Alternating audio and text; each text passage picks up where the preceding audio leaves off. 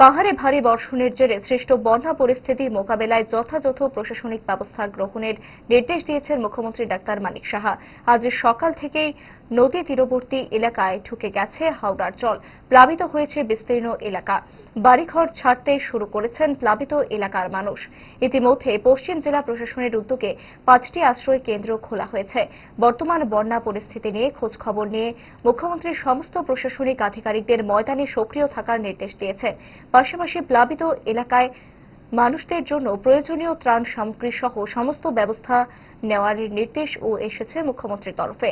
এই নির্দেশনামার খবর সামাজিক মাধ্যমে জানিয়েছেন মুখ্যমন্ত্রী। इस रथ यात्रा के पावन अवसर पर स्वर्ण कमल ज्वेलर्स लेकर आया है स्वर्ण वर्षा। 1 जुलाई से 25 जुलाई तक अपना पुराना गोल्ड उसकी प्योरिटी के हिसाब से कंप्लीट वैल्यू पर एक्सचेंज कीजिए। पाइए गोल्ड ज्वेलरी की मेकिंग चार्ज पर 30% ऑफ और डायमंड ज्वेलरी के मेकिंग चार्ज पर 100% ऑफ। हर परचेज पर अशोर्ड गिफ्ट्स भी और सिर्फ बिल अमाउंट का 25% पे करके अपना गोल्ड रेट आज ही बुक कीजिए। तो इस रथ यात्रा खुशियों के साथ बचतों की भी हो। स्वर्ण वर्षा, स्वर्ण कमल ज्वेलर्स, विश्वास, गुणवत्ता और बेहतरीन डिजाइन का नाम। Terms and conditions apply.